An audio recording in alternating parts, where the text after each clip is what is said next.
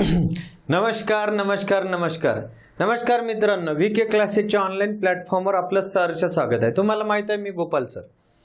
तर आपला जो ड्रायव्हर भरतीचा काय थेरीचा पार्ट आहे, तर हा थेरीचा पार्ट आपण पाहणार आहे। आणि या पार्टमध्ये तुम्हाला निश्चितच मार्केटमध्ये जी लोकांनी माहिती दिलेली नसेल त्यापेक्षा जास्त माहिती मिळणार आणि प्रश्न सुद्धा तुम्हाला यामधून पाहायला मिळणार मित्रांनो। मग बघा, एक एक कन्सेप्ट आपण क्लिअर करणार आहे यामध्ये। तर आपल्याला याआधी सुद्धा मी काय बरं यूट्यूबवर लेक्चर अपलोड केलेलं आहे आणि त्यामध्ये कशा प्रकारचे प्रश्न विचारतात हे सुद्धा आपण पाहिलेले आहे। मग बघा, वाहनाची देखभाल। आता वाहनाची देखभाल आपल्याला सिलेबसमध्ये सांगितलेलं आहे, वाहनाची देखभाल व किरकोळ माहिती असायला पाहिजे, इनिशियली माहिती असायला पाहिजे। तर मग हे सिलेबसमध्ये दिलेलं आहे, तर नेमकं काय वाहनाची देखभाल काय करायची सर? तर या बेसिक पॉइंटवर आपल्याला प्रश्न विचारले जातात। आणि वाहनाची देखभाल आणि किरकोळ दुरुस्तीचे ज्ञान म्हणजे काय, हे कशासाठी सर? जर तुम्हाला किरकोळ माहिती असेल ना की बाबा पंक्चर होण्याआधी आता हे न्यायाधीशांसाठी भरती आहे, तुम्हाला माहित आहे कशासाठी आपण बॅच मुंबई उच्च न्यायालयाची भरती आहे आणि त्यामध्ये काय तर ड्रायव्हर या पदासाठी आपण चालक या पदासाठी किंवा ड्रायव्हर म्हणतो आपण, त्यासाठी ही बॅच आपण लॉन्च केलेली आहे मित्रांनो। 2026 मध्ये काय बरं ही भरती आहे आपली।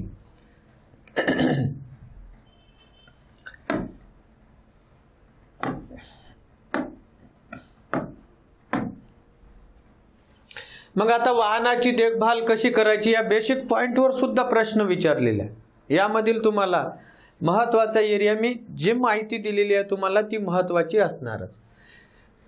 वाहनाची देखभाल आणि किरकोळ वस्तूचे ज्ञान म्हणजे गाडीची कार्यक्षमता टिकवण्यासाठी आणि मोठे खर्च टाळण्यासाठी। तर बघा, ही किरकोळ माहिती वाहनाची देखभाल का करायची बाबा? वाहनाची देखभाल केल्याने काय होणार? अरे दादा, हे आपल्या हायकोर्टच्या जजसाठी काय आहे, आपण ड्रायव्हर होणार आहे। मग आपल्याला छोटी छोटी माहिती असायला हवी। काय काय ड्रायव्हर असे असतात बघा की त्यांना त्या गाडीवर विशेष प्रेम असतात, स्वतःच्या पैशामधून ते काय तर गाडीवर विशेष प्रेम करतात। मग गाडीची जर व्यवस्थित देखभाल आधीच ठेवली आपण तर त्याची कार्यक्षमता वाढणार आणि मोठ्या ॲक्सिडेंट पासून किंवा मोठ्या संकटापासून आपण वाचू शकतो किंवा मोठ्या खर्चापासून आपल्याला काय मिळणार बरं, तर मुक्ती मिळणार। हे बघा, कार्यक्षमता टिकवण्यासाठी आणि मोठे खर्च टाळण्यासाठी किरकोळ दुरुस्तीचे ज्ञान असणे महत्वाचे आहे। त्यामध्ये बघा द्रव्य, अरे द्रव्य म्हणजे काय तर आपलं ऑइल, ऑइलची पातळी नेहमी तपासणे। बघा, ऑइल का महत्वाचं आहे मित्रांनो? ऑइल हे आपल्या गाडीचा आत्मा आहे। ऑइल हे गाडीची काय वाढवतात, कार्यक्षमता वाढवतात।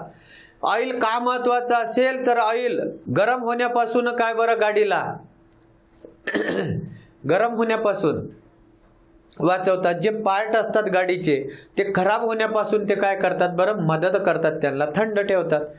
त्यानंतर घासण्यापासून, झीज होण्यासाठी जर ऑइल वापरलं नाही ना आपण दोन पार्ट मध्ये तर हे पार्ट खराब होणार गाडीचे, ठीक आहे। म्हणून द्रव्य तपासणी, इंजन ऑइल। आता कूलंट, कूलंट म्हणजे काय तर पुढे पाहणार आपण, हे असा पदार्थ असतो गाडीला नेहमी थंड ठेवतो, किती गाडी पळू द्या। मग काय होणार बरं, गाडीची क्षमता वाढणार। पाहू आपण टायरची स्थिती पाहणे। आता टायर कसे आहे बाबा, गावालाच तू काय घेऊन चाललेला आहे, आपल्या जजला घेऊन चाललेला आहे, तुला टायर झिजलेला आहे का, कमी झिजलेला आहे का, पंक्चर होणार आहे का, याची माहिती असायला हवी की नाही ड्रायव्हर असल्यानंतर त्याबद्दल। तर हे किरकोळ काय आहे मित्रांनो, देखभाल करणे। ब्रेक तपासणे, दादा ब्रेक तपासावं लागेल, ब्रेक फेल आहे तू तर जाशील न्यायाधीशांना खड्ड्यात घेऊन जाशील। या छोट्या छोट्या गोष्टीचं ज्ञान असायला पाहिजे। यावर बघा प्रश्न निर्माण होऊ शकतो की खालीलपैकी किरकोळ देखभाल म्हणजे काय? ऑइल तपासणी करणे, कूलंटची पाहणी करणे, ब्रेक व्यवस्थित आहे की नाही त्यांची तपासणी करणे, हे सर्व काय बरं तुमच्या किरकोळ देखभालीमध्ये। तसेच छोट्या समस्येपासून काय बरं, टायर पंक्चर, लाईट बदलणे स्वतःहून सोडवताना येणे म्हणजे काय बरं, किरकोळ देखभाल। यासाठी कार मॅन्युअल वाचवणे आणि नियमित सर्व्हिसिंग महत्त्वाचे आहे। बघा, तुम्हाला जर गाडीची देखभाल व्यवस्थित करायची असेल तर सर्व्हिसिंग माहीत असायला हवी। छोट्या छोट्या गोष्टी माहीत असायला, बाबा टायर आपल्याला बदलायला पाहिजे किती किलोमीटर नंतर, पाहू आपण पुढे. स्वच्छता असायला पाहिजे. आता आपण आपल्या साहेबांना घेऊन चाललो तर टायर पंक्चर आहे का आधीच पाहणे, नाहीतर वेळेवर सर टायर पंक्चर झाला, असं चालेल का बरं? बिलकुल नाही. तर हे ज्ञान असणं आवश्यक आहे. हे बघा, पंक्चर बद्दल थोडी तर माहिती असायला पाहिजे ना. हे जॅक लावत आहे, नंतर टायर काढला दादू यांनी, हे ऑइल आहे, कूलंट आहे, पुढे पाहणारच आपण. समजत आहे ना व्यवस्थित? तर वाहनाची देखभाल आणि काय किरकोळ दुरुस्तीचे ज्ञान असायला पाहिजे. नियमित तपासणी करणे. आता हे रुटीन सर्व्हिसिंग म्हणतो की नाही रे दादा आपण, त्याबद्दल सांगितलेलं. इंजिन ऑइल, आता नियमित तपासणी कशाची करणार? इंजिन मध्ये जे ऑइल असेल ते ऑइलची तपासणी करणे. बघा सर, मग ऑइल, आता ऑइल मध्ये सुद्धा प्रकार आहे, पाहणार आपण की बाबा पिवळा ऑइल असेल तेव्हा कोणतं ऑइल म्हणतात, काळा ऑइल झाल्यानंतर त्याला कोणतं ऑइल म्हणणार. नुसतं ऑइल आहे कोणतं आहे तर माहीत तर असायला पाहिजे ना. ठीक आहे. पातळी आणि रंग तपासणे, कमी असल्यास भरा किंवा काय बरं बदला. तर पाहू आपण रंग, विविध रंग पाहायला मिळतात ऑइलचे. ठीक आहे. मग एखाद्या वेळेस असा PYQ येऊ शकतो की बाबा पिवळं ऑइल म्हणजे काय, नवीन ऑइल आहे की ते बदलावं लागेल, काळं ऑइल असेल तर चेंज करावं लागतात, पुढे पाहणारच आहे आपण. कूलंट काय करतो, आता एक एक पाहू आपण. हे इंजिन ऑइल कशासाठी असतात? कूलंट. रेडिएटर मधील पातळी तपासणे आणि आवश्यक असल्यास भरा. कूलंट म्हणजे काय असेल तर आपल्या गाडीला हे थंड ठेवतात, आणि कूलंटचे सुद्धा काय बरं विविध असे प्रकार असतात, पुढे पाहणारच आपण. ब्रेक मध्ये सुद्धा ऑइल असतात, त्याची पातळी तपासणे. हे ऑइल कशाचा आत्मा? तर आपल्या गाडीचा आत्मा आहे मित्रांनो. म्हणून एका स्पेसिफिक लेवल नंतर गाडीचं काय ऑइल चेंज करायला पाहिजे आपण. त्यानंतर बघा विंडशील्ड वॉशर फ्लुइड, पाहू आपण कशाला म्हणतात. पातळी तपासा आणि पाणी भरा त्यामध्ये. टायर, हवेचा दाब तपासणे. अरे टायर मध्ये हवा जास्त किंवा कमी, जास्त असेल तर काय लवकर झीज होणार, कमी असेल तर काय सर, कमी असेल तरी सुद्धा टायर लवकर खराब होतात, पाहू आपण. आणि टायर मध्ये हवा किती प्रमाणात असायला पाहिजे हे किरकोळ माहिती आपल्याला माहीतच असायला हवी, पुढे आपण पाहणार आहे. झीज आणि पंक्चर तपासा टायर बद्दल. ठीक आहे. आता कूलंट कशाला म्हणतात सर? वाहनाच्या इंजिनला थंड ठेवण्यासाठी कूलंट अत्यंत महत्त्वाचे असते. कूलंट म्हणजे काय, एखाद्या वेळेस प्रश्न आला तर आपल्याला माहीतच पाहिजे की बाबा कूलंट कशाला म्हणतात.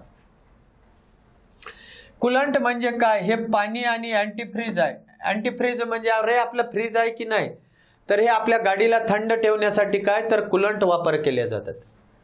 पाणी आणि काय बरं, या कूलंटचं काय असतात मिश्रण असतात सर्वच. आता बघा काही काही कंपन्यामध्ये काय असतात, मोठमोठे गरम होण्याचे काय बरं पार्ट असतात, तिथे काही प्रमाणात पाणी असतात आणि काही प्रमाणात काय बरं कूलंट टाकले जातात. कूलंट म्हणजे एक प्रकारचं थंड ठेवण्यासाठी. ठीक आहे. पाहू आपण. होण्यापासून वाचवते. बघा इंजिन मधील उष्णता शोषून घेते आणि इंजिनला ओव्हर हिटिंग पासून वाचवते. म्हणजे जो खराब पार्ट होणार आहे, आपला इंजिन खराब होणार आहे, त्यापासून काय बरं त्याला मुक्ती मिळते. हे कशामुळे बरं? कूलंटमुळे मिळतात. ठीक आहे. त्यानंतर बघा कूलंटचे रंग, हे वेगवेगळे रंग असतात दादा, असे हे वेगवेगळे रंग पाहायला मिळतात. कूलंट प्रामुख्याने हिरव्या, गुलाबी, निळ्या किंवा केशरी रंगात आपल्याला उपलब्ध असते. मग असा जर PYQ झाला तर खालील पैकी कूलंट हे कोणत्या रंगामध्ये असते? काळ्या असते, हिरव्या असते, निळ्या असते. अरे वरील पैकी सर्व. काळा आहे का इथं? काळ तोंड घेऊन कुठंच फिरायचं नाही. हिरव्या असेल, गुलाबी असेल, निळ्या असेल आणि केशरी रंगात उपलब्ध असते. प्रत्येक रंगाचा अर्थ वेगवेगळा असतो. उदाहरणार्थ हिरवा रंग जुन्या गाड्यासाठी असं विचारू शकतात की हिरवा जे कूलंट असणार ते कोणत्या गाड्यासाठी? तर हिरवा रंग कशासाठी आहे दादू रे? जुन्या गाड्यासाठी वापरतात. हे लिहायला पाहिजे तुम्ही. तर गुलाबी किंवा निळा रंग हे आधुनिक इंजिनासाठी. गुलाबी किंवा काय सांगितलेलं आहे? निळा रंग. ठीक आहे. आता इथे हिरवा नाही आहे. हिरवा तुम्ही इथे काय करायचं बरं, लिहून घ्यायचे असतात अशा गोष्टी. हिरवं जे कूलंट आहे, हिरवं कूलंट हे कशासाठी बरं? हे जुन्या गाड्यासाठी.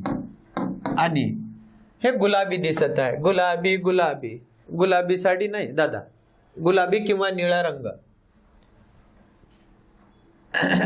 हे कशासाठी असतो बरं, तर हे आधुनिक गाड्यांसाठी बघा दिलेलं आहे. कुठे तपासावे, आता तुम्हाला कुलंट कुठं आहे हेच माहीत नाही, हे बोनेट असतो गाडीचं, त्या बोनेटमध्ये तपासावं लागतं. हे बोनेट दिसते का, गाडीचा पुढचा पार्ट असतो, वर आपण झाकण काढतो. ठीक आहे.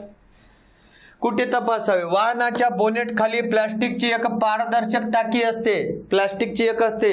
हे बघा इथे, हे गाडीचा जबडा असतो पुढे, हे झाकण आपण वर केल्यानंतर त्यामध्ये पाहायला मिळतात. ठीक आहे. त्यामध्ये काय लिहिलेलं असेल दादू, मिनिमम आणि मॅक्झिमम अशा खुणा असतात त्यामध्ये. कुलंटची पातळी नेहमी या दोन खुणाच्या दरम्यान असावी, म्हणजे जास्त सुद्धा नसावी आणि कमी सुद्धा नसावी, मधोमध असेल तर चालणार.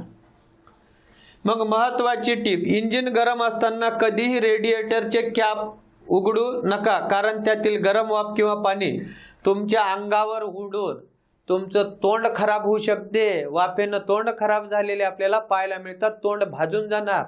ह्या गोष्टी सुद्धा आपल्याला माहीत असायला हव्या. ठीक आहे.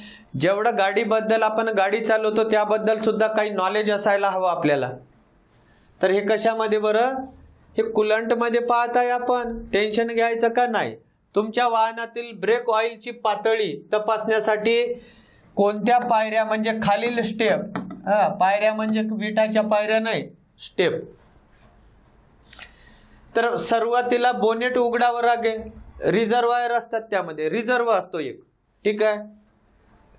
इंजिनच्या बाजूला बघ पांढऱ्या रंगाची एक प्लास्टिकची बाटली असते. ही विचारणार की बाबा बोनेट खाली जर ऑइल तपासायचं असेल तर कोणत्या रंगाची, तर पांढऱ्या रंगाची प्लास्टिकची एक बाटली, त्याला रिझर्वायर म्हणतो आपण, रिझर्व म्हणतो. रिझर्व म्हणजे काय, तर रिझर्व याला म्हणतात, एका ठिकाणी हे ठेवल्या जातो.